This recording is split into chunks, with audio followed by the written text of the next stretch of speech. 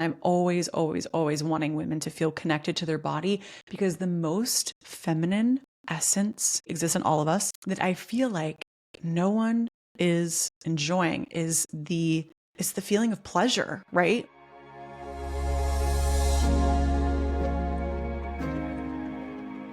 Welcome, welcome, welcome back to AG University Podcast. It is I, your host and lead dancing unicorn at Anna Grace Newell on all major platforms. And of course, you can always catch us at AG University Podcast on Instagram and TikTok. We're on YouTube, we're on Spotify, wherever you want to hang out. Today, I am there. I am there with you. And I want to go ahead and just invite us all, wherever you are, whether you're driving, walking, let's get a nice deep belly breath. Let's go in through the nose, feeling that belly expand, holding it at the top just for a moment. And on your exhale, give me a little shimmy, okay? A little shoulder roll. Allow the shoulders to drop. We are not carrying the weight of the world today. No, ma'am. We are not doing it. We're putting it down. I feel like it's a nice way to just start off a podcast episode, because sometimes we get caught in that short, shallow breathing, or sometimes I really will hold my breath when I'm doing things or concentrating, and I'm really focusing on feeling that belly rise. A really good trick for this too, if you want to practice getting into a rhythm of breathing deeper, is to lay on the ground, put a book on your belly and watch it rise, and just breathe in, watching that book rise, and then breathe out, going at a super slow, gentle pace. But it's a good way to really physically get into the body. Somatic practice. I've learned in my somatic training that I am getting certified as a somatic practitioner right now, and it's been a really cool process. I've learned a lot of modalities across the board, some that I'm definitely going to use, some that I might not implement into my practice but are still cool to learn and share on the podcast. So if you are new here, I have my own process that is called Rhythmic healing, and it's combining repetitive motions to create safety in the body. It looks a little bit like dancing, but I don't say dance because then people are like, I'm not a good dancer, and it's not. It's like 4 moves over and over to unlock some emotion or trapped energy in the body, and also for us to connect with our nervous system and to really cue a safety or create an anchor of safety in the body. So we're queuing up safety and telling our nervous system it's safe by putting our body in these positions and following this formula. So that will all be available. This membership platform that we are building will be available right now. We're building an app, so it's a process I never thought I would do, but here I am doing it. And actually it's easier than I thought. And I feel like that's for everything in life. We make it way harder, way bigger, way scarier.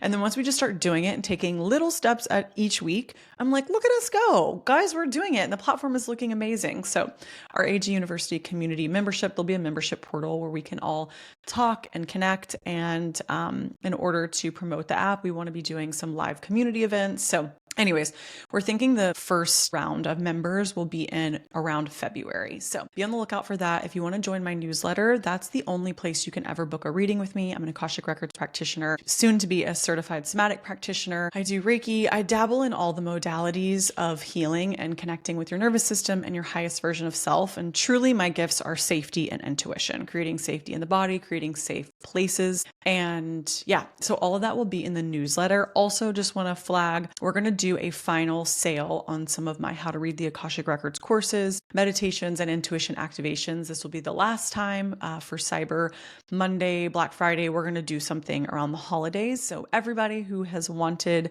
a discount, especially on that How to Read the Akashic Records course, that's a popular one. That's essentially connecting with your higher self, your soul's library. I always tell people as if you were an iPhone connecting to the cloud, right? Sometimes we have to offload data or information. Our cloud in this reality that we are living in is our Akashic record. It is an infinite database of information and wisdom and light. It is only light, energy, and love. It is the most loving frequency. And that's why I love working in that space, because it's super safe. Anybody can access the Akashic records. Anyways, that's my spiel. Back to it. We'll be doing a sale, and this will be the final sale we're doing, because going forward, we will have a membership, and feel like the way I offer information will look completely different starting in the new year. So if you want to grab this, you'll have access to it forever. But you got to get it now because I'm thinking my team's going to do 50% off, which is a big chunk of change. And we literally only do it my birthday and at the holidays, and sometimes not even both. Sometimes we just pick one. It just depends on what we've got going on.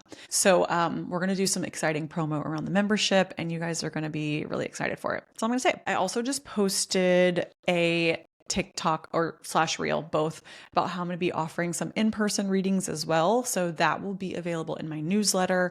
I'm almost done. I know, guys, this is going to be a good episode. Stay with me. I'm just trying to update you. And of course, if you ever want a spontaneous card pull, join our AG University channel. You can click, it's our AG University Dancing Unicorns. It's right in the bio of the AG University Instagram page. It's free.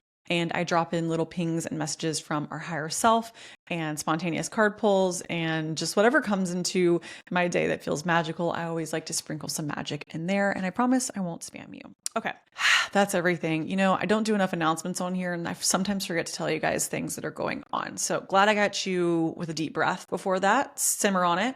Whatever sounds good to you, calls to you, amazing. If not, I'm glad you're here for this episode because we're going to be talking about some of my favorite topics to talk about: food, intuitive eating, sex, sexual energy.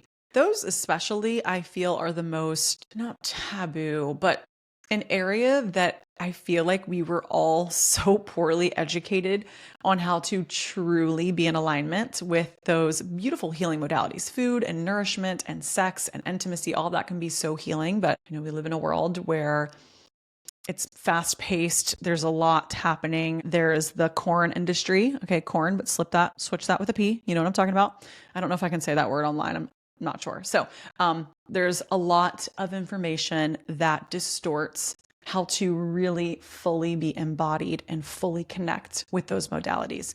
Of course, I love talking about intuition. This is a school of intuition, and my current hyperfixation is nervous system regulation. So I, a few years ago, developed an intuition activation soul nourishment course, which is all about just how to listen to your body and eat in a way in alignment with your body. I provide a lot of meditations. I think we'll do a sale on that one too. That's not the point. The point is that I've always been interested in this, and I'm always wanting women to feel connected to their body, because the most feminine essence that everyone, man, female, don't care what your sex is, whatever, feminine energy exists in all of us, that I feel like no one is enjoying is it's the feeling of pleasure, right? Pleasure, allowing food to be pleasurable. It's meant to be a pleasurable exchange.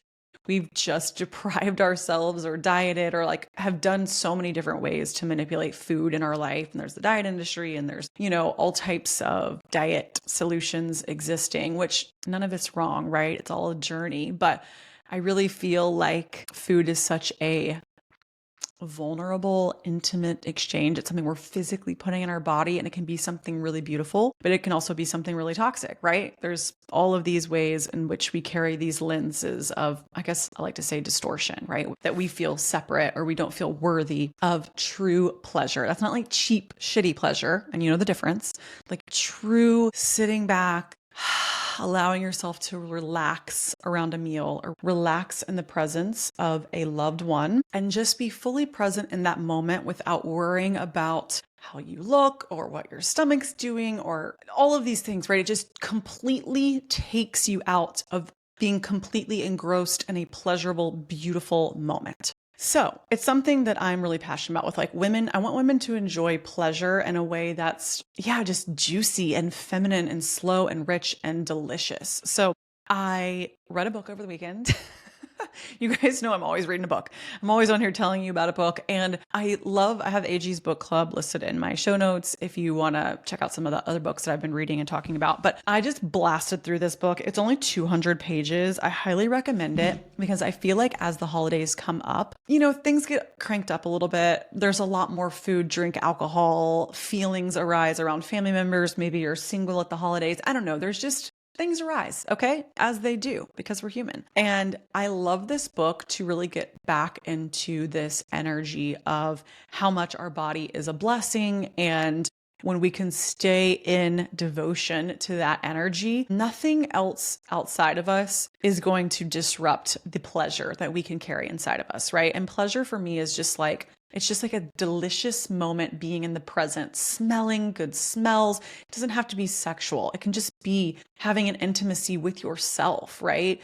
Putting on a perfume, putting on your skincare, massaging your face, eating and really tasting something tasty and delicious and savoring it. And we're not scarfing, right? To abandon our body. We're present in the moment. And so I saw this book on Instagram and I read it over the weekend. It's only 200 pages. It's a super easy read. Highly recommend. It's called Women, Food, and God. And for the sake of this conversation, I feel like food could be interchanged with another thing. Maybe it's alcohol or whatever your vice is or whatever. But I think food is a really good universal place to start because we all have to eat in order to stay alive, right? So I'd love to read an excerpt from the book. It's just a page or two. And that way, if you want to get the book, great. If you just want to hear my takeaway on the book, amazing. I'm going to read. So essentially, this book is about a woman who over the course of her life gained and lost over 1,000 pounds through binging and dieting, and had a terrible relationship with her body. You guys, 1,000 pounds, I think that's crazy. That's a lot of ups and downs. And now she does these food retreats all over the world where she does food meditations and helps women, I'm sure men too. This book mostly talks about women because it's literally titled Women, Food, and God, but this is applicable to anyone with an appetite. And pretty much like what is the root of the obsession and why we fall into these traps of overconsumption of whatever your vice of choice is, right? So for the sake of this, we're talking about food and weight. And this is where it starts. She's talking about someone who got a really dramatic body plastic surgery and lost a bunch of weight or did some type of plastic surgery and then felt even worse than she did before, thinking that was the root of her problems. But spoiler alert, even if we change what we think, our thighs or our butt or our this or that, there's still some layer of unhappiness or some void or something that we're trying to fix that we can't always just fix physically. It's kind of like asking yourself why. And I'm not here, by the way, to dog anybody who does any type of plastic surgery. Like, that's not the point of this. The point is that sometimes people think what the problem is not actually the problem. So she says, I tell her that I have never met anyone for whom years of rejection and hatred suddenly and miraculously turned to love, even after a facelift, lap band, surgery, liposuction. Tune in. When you love something, you wish it goodness. When you hate something, you wish to annihilate it. Change happens not by hatred, but by love. Change happens when you understand what you want to change so deeply that there is no reason to do anything but act in your own best interest. When you begin to inhabit your body from the inside, when you stop looking at it through, as my friend Mary Jane Ryan says, bank camera eyes, like very scrutiny, any other option except taking care of it is unthinkable. No matter how much you loathe yourself or believe life would be better if your thighs were thinner or your hips were narrower or your eyes were wider apart, your essence, that which makes you you, needs the body to articulate its vision. It needs its love. Inhaling your child's baby powder neck perfume requires flesh, nose, senses, presence.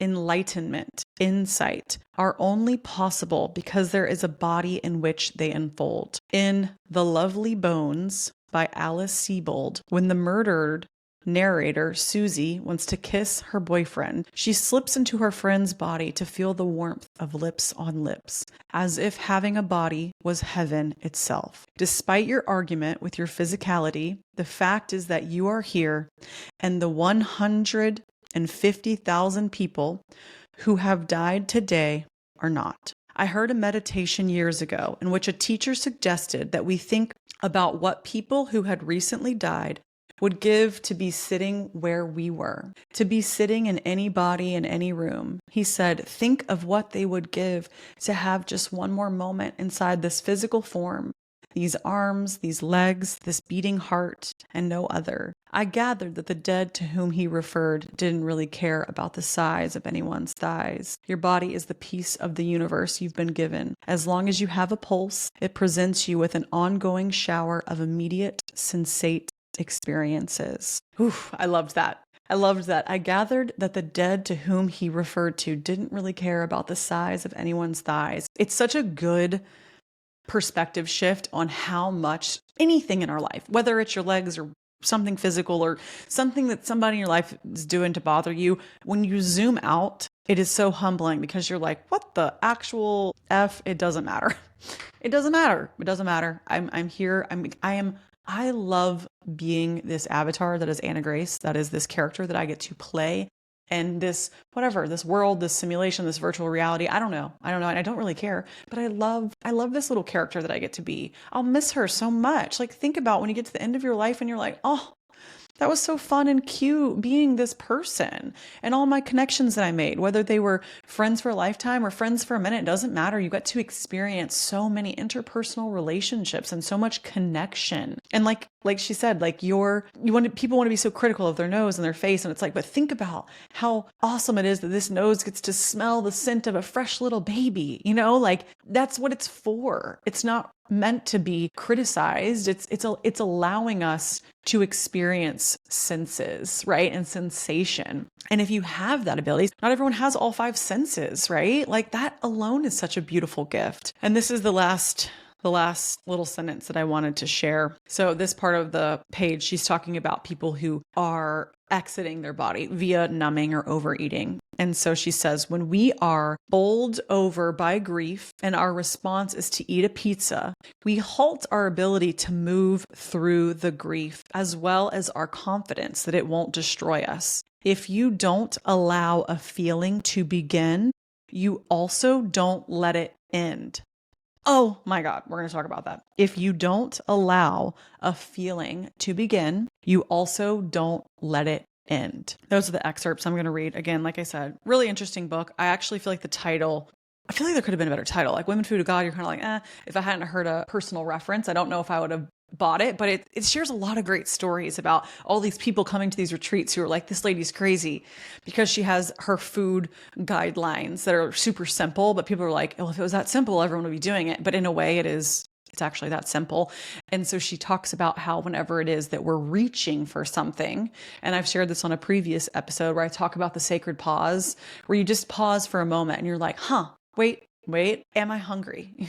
Am I thirsty? Why am I reaching right now? And something that I have taught in some of my courses or just talked about in other things, like I would try to give myself a scale of like, in this moment, we're just going to say hunger. But again, you can apply this to anything in your life. Am I actually hungry on a scale of 1 to 10? Where am I at? Am I a 9? I'm ravenous. I am starving. This is a true feeling of hunger. Or is it like a 3 or a 4 and I'm a little bit bored? I'm a little bit procrastinating. I'm like, I should record a podcast, but I should probably eat lunch first. It's like, what is the reality of the situation? So I love a scale just to give myself like, how am I actually feeling this moment? Am I thirsty? Do I just want a little hit of dopamine? Dopamine is such a huge driver for why we reach for things also.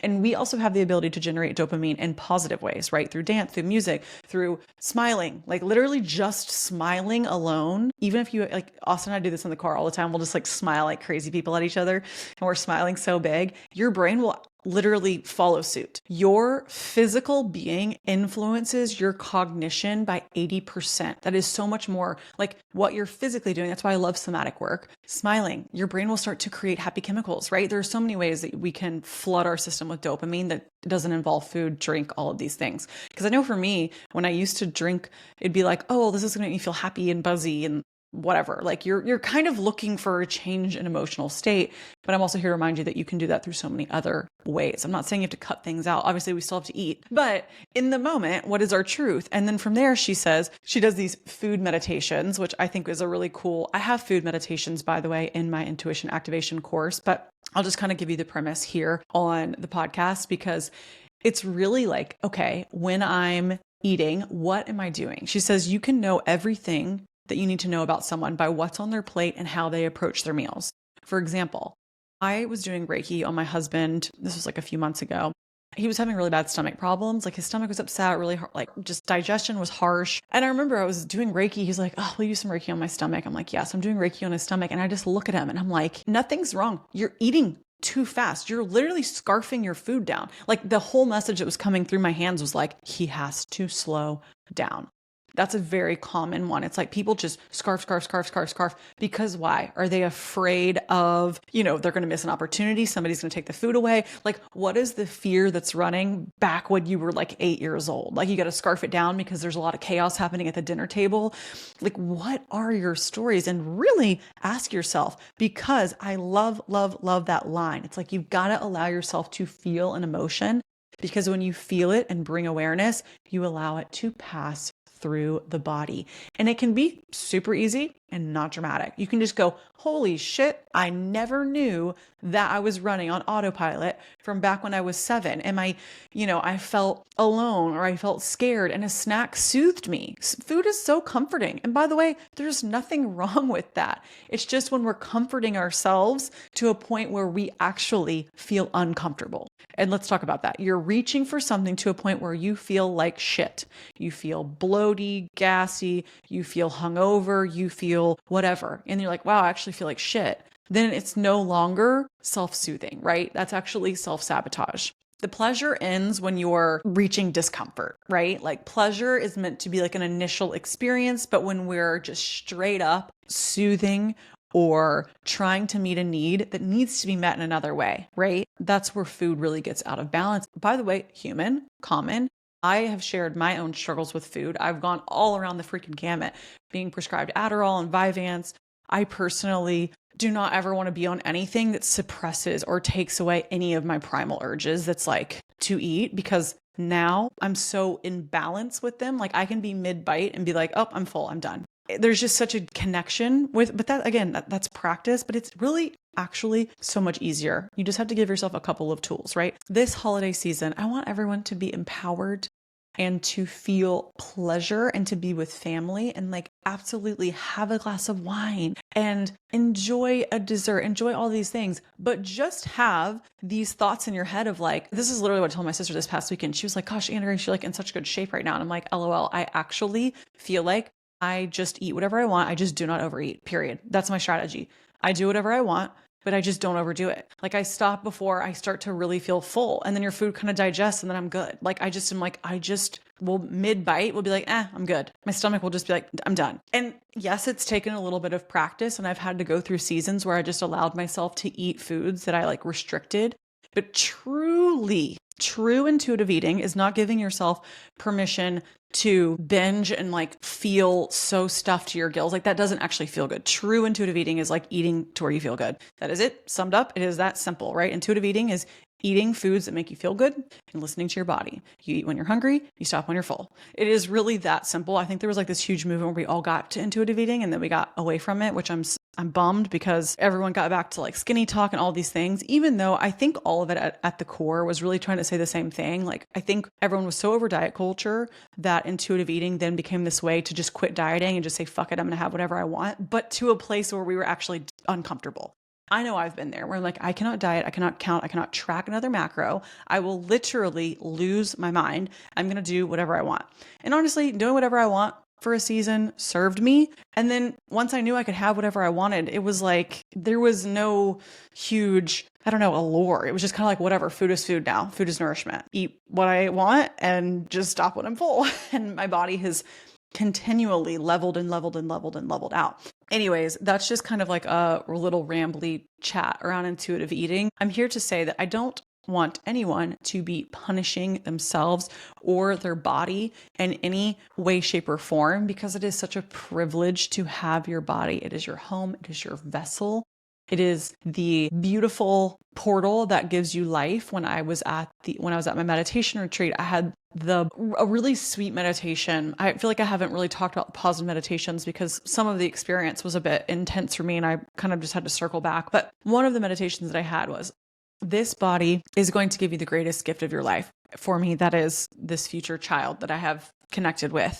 Right? Not pregnant right now, but want to have kids, really excited when the time is right. I'll just know baby's going to come when baby wants to come. And that was my meditation. It was like, this body's going to give you the greatest gift of your life. And that is the love of a future child, right? And whatever it is for you, whatever any version of life that your body gives you, it is the greatest gift of your life. And that doesn't have to be like literally having a child. That could be a creative project, that it could be your art, it could be your painting. It could be literally anything. Anything with creation, that's creativity, that's baby, that's anything. Anything that you use your life force energy for. That is the greatest gift. That's what you're here to do and experience as a human being. It is not to work yourself to death in your day-to-day life to where you have no juice left, right? That's not really why we're here. We're here to create. We're creators, right? We were made by a creator and we are creators ourselves. And so knowing like all of that creation, creativity, whatever it is for you, that's the greatest gift that you can give yourself. And why would we not treat our body like a freaking precious temple jewel, right? We're going to worship this body because we're like, oh my gosh, this body is here to give us the greatest gifts of our life. And there was one part too, I read that, she said being in a body is like being in heaven itself. What if this is like, what if we just float around in space and just like hope to come into the planet and be in a body? And when we finally get here, we're like, yes, I have a body. And then we get here and all we do is yell at it and abuse it and, fill it with food, drink, alcohol, raunchy sexual porn imagery, whatever. It's like, and then your higher self is like, no. Here's the thing. I have done drugs, drank in excess, starved, binged. I've done it all. Okay. Not so much the corn stuff. That was never really for me. But also, I've had sex with random people. I mean, there's definitely ways that I've disrespected my body in a sexual way, right? But when at its core, all of those things, we're just reaching to fill some kind of void inside of us, whether we want to feel connection, we want to feel connected to ourselves, we want to feel connected to others. And that's why I've forgiven myself for all of those past things, because I'm like, you know what? I was doing the best I could. This is my first life too. I mean, I'm sure we've lived other lives, all of us here at AG University, but in this lifetime, this is my first time doing this journey as Anna Grace. And the only way that I can learn and evolve and grow and share on this mic with you guys is through my own experiences, right? Where I totally didn't know what the hell I was doing, right? Like, it's just a part of the journey. So anyways, I wanted to share just a little bit of that excerpt from the book so that maybe it would inspire.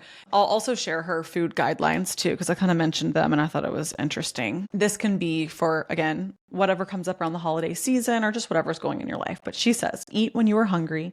Eat sitting down in a calm environment. This does not include the car. Eat without distractions. Distractions include radio, television, newspaper, books, intense or anxiety-producing conversations or music. Eat what your body wants. Eat until you're satisfied. Eat with the intention of being in full view of others. Eat with the enjoyment, gusto, and pleasure. And I think it's a really good touch point on all of this work that I am doing around embodiment. And even like last week, how I said, some of the most intuitive thoughts I have are like, you need to drink some water right now. Like I'll get like a full ping that's like, you need water in order to go on about your day and do, by the way, energetic exchanges for me, which is Reiki, but for you, it could be a conversation with someone. We're electromagnetic beings. We need water. We need all of these things to keep us going. It's really vital for both our physical vessel and our intuition, right? To all function, mind, body, spirit, baby. We're about all of the parts over here. But I really, really, really have such a light bulb moment on the airplane when I was reading this book. I was like, oh my gosh, this is such a good practice that I'm going to put in our Age University membership. Is like, I'm going to do all of these somatic activations, finding a rhythm, and whether there's 60 seconds or 2 minutes for us to connect into our body. And we do this, by the way, I've told you guys, I've been doing all these somatic trainings. You do this by putting your body in certain shapes, positions, rhythms, and movements. So it's very easy. Anyone can do it, but I want to make some that are like 60 seconds, 2 minutes, just to disrupt a pattern really quickly and allow your body to discharge an emotion. So maybe you're feeling anxious and you want to eat something to ground. That's a very common thing. Most people don't even know they're doing it. It's completely undetected. It's a very subconscious thing. They're feeling out of body. They've been like on social media, they've been working, or they want just a break in the day. So I have made it my personal mission that I'm going to find all of these different somatic positions, shapes, and rhythms for your body so that you will truly be embodied. I'm not saying that you're not going to eat or not going to reach for those things, but when you need a checkpoint of like, oh my gosh, I have no energy, I feel this type of way, I'm frustrated. Before I reach for something, we're going to do this first, see how the body feels, and then go on about your business. I'm not going to tell you what to do, but I genuinely believe, and I've been trying this out for myself in different ways, putting my body in certain shapes and positions. Like if I really don't want to work out, I'm like, okay, let me just do this for 60 seconds and see what happens. 100% of the time, I've already changed my state and have released the resistance to the task in front of me, right? So I think there is a way, a formula that I'm creating of putting our bodies into a state of whether it's dopamine, releasing dopamine naturally. And then all of a sudden we start to realize, wow, I actually don't need that like little donut snack or that little caffeine beverage right now or that little something. That's just something I've been doing because I've been in autopilot. I am determined. That's another thing. Like any time in my life that I find myself on autopilot, I cannot stand that. I don't like undetected sneaky habits that are not serving me. And that's the last little thing that I'm going to leave you guys with. Last night I was cooking and I was waiting on Austin to get home, and my YouTube randomly served me a YouTube video, which I don't really watch a lot of YouTube videos, honestly. I'm on YouTube every Wednesday. I probably should watch YouTube more so I understand YouTube, but I just don't really consume a lot of social media in general. But this video popped up and it was really great. And it made me realize how much, one, I value relationships in my life. Of course, my relationship with my husband and my family, but also friendships. And in the video, she gave 3 question prompts, and I want to leave you with these prompts as well, because I am starting to prime you for 2026. You don't have to do anything crazy right now. I'm going to plant the seed. You're going to sleep on it for the next November, December, which by the way is like, I saw this girl on TikTok call it the luteal phase of seasons. Winter is like a mass luteal phase for everyone, like going within, warm, cozy. But she's like, this is the season of luteal phase for everyone. And I was like, LOL, that is so funny. But anyways, the checkpoint, I thought I had a screenshot, guys, but I can summarize it for you. The questions were, do I like who I am around this person? Do I like who I am becoming around this person? Does this person motivate me or elevate me to be a better version of me? And I thought those were such good questions. Specifically, do I like who I am around this person? Because I was telling Austin, the one thing this year, 2026, that I'm really conscientious of is not being so go with the flow in conversations. Like if someone's like really gossiping about something, I cannot express to you guys how much I don't care what other people are doing, especially when it comes to social media or online. Like I am someone that's so team mind your own business. I don't have like the brain capacity to even follow other people's lives that in-depthly. Like I respectfully love everyone who creates, love all their art, love all their things. But like when it comes down to, just talking about anyone, especially that I don't know in real life, I don't care. Like celebrities, like I don't know. It's never been for me. I've never gotten into pop culture. That's a me thing. But in the terms of like gossiping about what other people are doing, and sometimes I've allowed people in my life just to talk about it, and I just kind of go along with it. Like, yeah, that's crazy. I've decided that I'm going to be like, you know what? I actually am not engaging in gossip anymore. And I don't care if that makes me sound like a dork, but I just do not want to engage with it in ways that are unconscious, because truly, well, there's a couple of reasons. One, I read somewhere that our subconscious mind doesn't know that anyone else exists besides us and thinks that any gossip is also a reflection of us, like almost like we're talking shit about ourselves. And in some ways, if we're all universally connected, maybe we are, right? If you're going to poison someone else's well, you're also poisoning your own well. That's genuinely what I believe, because we are all one. We're all energetically connected. That's just the belief that I have and a takeaway that I had from my own near-death experience. And I also, when you're at a table and you're talking over all of your liquids and you're speaking poorly about other people and negativity, those drinks become like a poison. Think about when you speak positive affirmations into your water. I love you, I love you, I love you. And then you speak negatively about people and yourself to others in conversation over all the beverages on the table. And then you're going to drink them like, no, blah. We don't want that. We do not want that. These are just things that I think about. It's also the more that you engage in gossip, the more that you're inviting it into your own life, and people are going to talk poorly of you because you're that's the frequency that you're operating on, right? It's like the more you engage, the more you invite it into your life. And I just really don't invite anything into my life anymore, period. That's not in the highest alignment for me. And also I just like don't care. I told Austin this morning, I'm like, about some conversations that were happening around us. I'm like, I can't explain to you how much I just simply don't care. That does not elevate my life in any way, shape, or form. And I want everybody to live their own life however they want to live it. Like there's your life, there's your business, there's my business, there's God's business. And I am just here to say, if we can call all that energy back and stay in our own lane and self-regulate and do our somatic practices, okay? And do all the things. Truly, genuinely, that is self-love. Focusing on ourselves and not worrying about other people. That is a tricky, tricky trap just to keep you distracted and what's going on in the outside world. And then you don't work on yourself. All of those things that like infuriate you, it has nothing to do with you. Like that is a trap. Don't fall into the trap. That is a distraction from working on yourself and bettering yourself. That's like whenever people watch the news and get all riled up. Yeah, I hear you. There is some absolute fuckery going on, but you can't allow it to dismantle your whole entire day. You have to allow yourself to self-regulate, to come back to center, and to be a positive person in your environment that is your reality that you live in, right? You don't want to yell at people in your life because you're mad about something you saw in the news. And the people in your life will be like, why are you yelling at me for? No, we've got to be regulated queens. More regulation, more confidence. The more that we're going to be in tune with our body, the more we're going to know how to eat and fuel our body properly, right? It all comes back to just like allowing us to be within this luteal phase, which is winter. Winter is luteal phase. And if you guys haven't heard this, follicular phase, which is right after your period, that is the spring.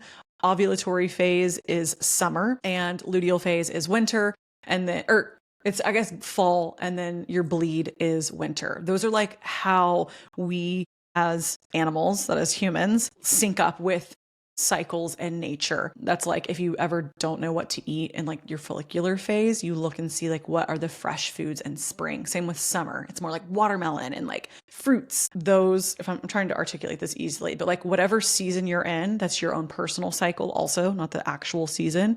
Like if you're ovulating, you would reach for foods that are more summery. If you're in luteal phase, you reach for foods that are more wintry. And these are other things that I just love. I think it's very interesting how women and our cycles sync up with the moon. And also there is a feminine kind of like this girl called the luteal phase is like winter for everyone, for humanity, because we all need to go within. We need to get warm and cozy and like rest. So anyways, I think it's more fall, winter. You get it when I'm saying though. Luteal headed into our winter phase. You can look this up for more, but these are other ways that are just cool to be in tune with your body and to know what your body needs. And if your body's asking for rest, give yourself permission to rest, because that's kind of the season. It gets dark outside really early. We're not meant to go as hard as we do in the summer, and the sun stays out longer, right? There is design to this beautiful universe that we live in. There is rhythm. I think it's chaotic sometimes, but there are some algorithms happening. So the more you can tune into them, the more in tune you can be with yourself and your body. And on our closing notes, I'm going to pull a card because I don't know. I don't feel like I've pulled a card recently. If I have, can't remember. So I've put some, like I said, in our Age University IG chat. It's just whenever I feel compelled or if I'm like, ooh, this card wasn't for me. It was for my group of dancing unicorns. I'm always trying to look out for you guys. Okay, I'm shuffling right now. If you're with me on YouTube, I've got my dancing unicorn cards. Ooh, and this one just popped out at me. Okay, this is, let's see if you can see it. I'm going to hold it up so anybody on Spotify or YouTube can see. This is the receive card. Be open to receiving goodness. Believe you are worthy of abundance, and a gift is coming to you soon. Let's go. We love gifts. I also think too that this is a perfect card to kind of conclude this conversation where I talk about the feminine essence, right? Feminine essence for me is senses, being in tune with my body, knowing what my body needs, knowing what's going on in nature. Like that is such a feminine way of living. As someone who has been in a also hyper masculine seasons, I'm really, really, really, really leaning into like slowness, little stillness, some yin yoga, all these things that in the past I haven't made time for. So another part of true feminine essence is allowing yourself to sit back, relax, and actually receive abundance. Allow it to come to you without frantically blocking it because you're filling your schedule with so much stuff that you're stressed out and overwhelmed. And we create resistance that way. There are times where we're going to be like, oh, I don't know if I have enough or this or that. If you actually just sit back, you will surprise yourself for a day. Just a day. Just try it. Just try. Like, what is the point of worrying? What is that? What does worrying actually do? It doesn't help the situation. You're just like, it's another energy expenditure in a negative way. Just flip the script. Be like, I am going to shift into receiving mode. What does that look for me in this moment? What does that look for me in the next 5 minutes? What does that look for me this evening, right? How can I be more receptive? In conversation, that means sitting back and like listening to your partner more instead of just yapping away in their face frantically, right? Like that's something I really practice, is just like sitting back and allow Austin to come to me, softening, being in that queen energy. That's not just like talking really fast and like really chaotic and like being like, blah, blah, blah. And like, think about when people do that to you, like you want to like lean back. You want to like, you're like, whoa, you're kind of in my face right now. Right. And I'm an excitable gal. And sometimes I talk like that on this podcast, but I do have to be excitable in order for people to listen, because some of this show is meant to be entertaining, right? But in my day-to-day life, in my conversations, people do tell me, they're like, you're actually a lot calmer than I thought you would be. And I'm like, yeah, because I also don't want my energy to just be like, blah, in your face, right? That's another receiving, sitting back, relaxing the shoulders, being in conversation. When you're out to dinner with friends, allowing people to talk. The person that's always just yapping away and like trying to be the star of the show is like, it's kind of giving that maniac energy, right? We don't want to be maniacs. We want to be little fairies, magical, mysterious, magnetic, sexy unicorns. Okay. That's what we're going for. And what do those people do? They sit back, they take a beat, they take a breath, they do something for themselves, a bubble bath, a journal, open, literally say to your intuition, your higher self, God, love, source, I am open to receiving something. Show me how that works. If I sit back, show me how it works. It's a conversation. It's a dialogue. Just open your channel, open your mind, open your heart physically, putting the shoulders down and back. We don't want to be hunched over, protecting that heart chakra. Everybody do it with me now. Allow ourselves, myself included. Posture speaks volumes when it comes to our heart center. You can tell people who are protecting their heart space, right? Shoulders open. I'm open to receiving. Universe, show me what that looks like. Because girl, I'm here to tell you, a gift is coming to you soon. I really genuinely believe that. I think that 2026 is going to be an epic year. 2025 was just, I feel like, the year of rebirth, repair. A lot of shedding happened for me personally. And I think for everyone collectively, and just like a lot of shit went down. I'm feeling so excited for 2026. I didn't have this spark of excitement and like mostly in like newness, opportunities, like new doors opening for 2026. I went into 2025 being like, I feel like some shit's going to go down this year. This year, I'm like, I feel like the shit went down and now the flowers are going to bloom from the shit. Let's freaking go. So I'm feeling really excited, but I want you to start practicing receiving. What does that look like? Is that a softening in your body? Is it a softening in your tone? Is it slowing down? Is it trusting in your plan? Trusting in your timeline? What does receiving look like to you today? And play in that. This is the fun part. We can play in all of these energies and just try them on for size and see how it feels. Because you're worthy of receiving goodness. You are worthy of receiving abundance. You are worthy of all of the things that you hope and dream. You have the wants because they already exist. That lifeline already exists. So kick your shoes off, maybe go get a foot massage. I don't know, do something for you and allow yourself to receive abundance. And abundance doesn't always have to be money. It can be love. It can be appreciation, receiving compliments, receiving adoration, receiving recognition. Allow yourself to receive goodness because you're worthy of goodness. It's really, really, really important for somebody to tell you that. Sorry guys, if you are watching me on YouTube, my camera just kicked me out. And I'm back on, but I think that's a sign that I need to wrap it up. I think I've been yapping too long, but I just wanted you guys to remember that you are worthy of all of the things that your heart desires. You are worthy of goodness and good people, and you're a good person, okay? And if you're here, I love you. I will see you guys next Wednesday. Thank you so much for coming to class as always. Share with a friend who needs to hear this, and I'll see you next week. Love you. Bye.